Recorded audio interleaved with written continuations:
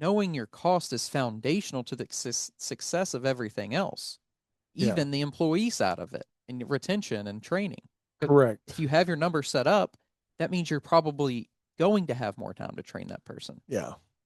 And that does go a long way, and then bringing that up, from a cost standpoint, that's a very valid point. A lot of times we don't have time because we've got too much going on, trying to make ends meet and trying to be able to pay our bills and that whole scenario, and then trying to pay somebody, and then you got the frustration of trying to train somebody too. So yeah, the solid foundation begins with understanding what you need to charge, and know that, to your point exactly, Daniel, because I get that question quite a bit from contractors.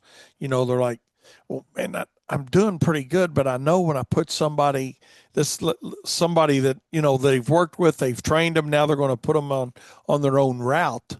I know they're not going to be as fast as I am. Well, that's okay. Somebody can have the understanding and the training of the position they're taking over.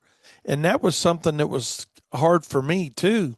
Was it took me a while to understand that when I went from one truck to two trucks, with which meant my brother, okay, um, and then adding on as we added on, you got to learn to bid jobs differently too. When you leave the sole proprietor one truck operation level, you will learn to bid your jobs differently, just because it's not because you don't have the right person. It's not because that other person doesn't care. It's not because, they got a million things on their mind, because you got a million things on your mind and you're getting the work done. It's just, generally speaking, nobody's going to work as efficiently and diligently as the owner operator is. I mean, that's just the reality of it. Now, there's outliers to that. I used to joke, a couple of the guys that are here with us, still here with us, they go on about how good they are and how fast they are and all that. And I'm saying, well, I can still out trim you, you know. And that's when I was still going out some with guys when I was in that transition from admin to production, right? And I'd still go out, part of the time.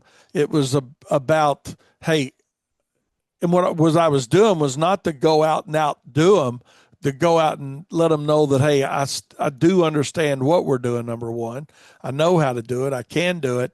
And I know if you're doing it at a level that needs to be done at from an efficiency standpoint.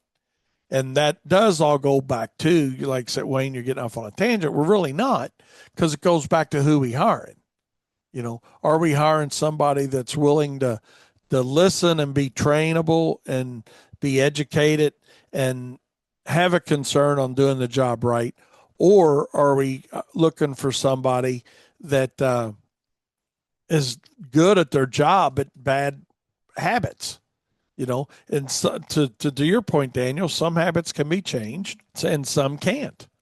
And that's where you have to decide as a business owner, is what point in time in your season or business, which of those is more important to you?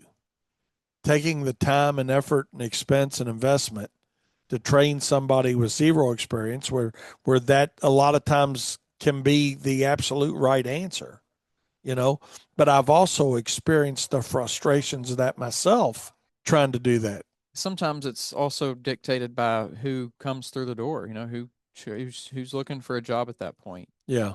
And I think the worst hire we used to make, the person that walks in and says, "Man, I'm gonna be the best thing since sliced bread. I can do everything. I can run any equipment you got." Because that's one of the things we ask after we've talked to them a few minutes is, what type of equipment can you run? But when they walk in and say, "I can run anything you got, and I'm gonna be the best thing since sliced bread," that generally doesn't work out. Maybe the best person you hire is the person with zero experience.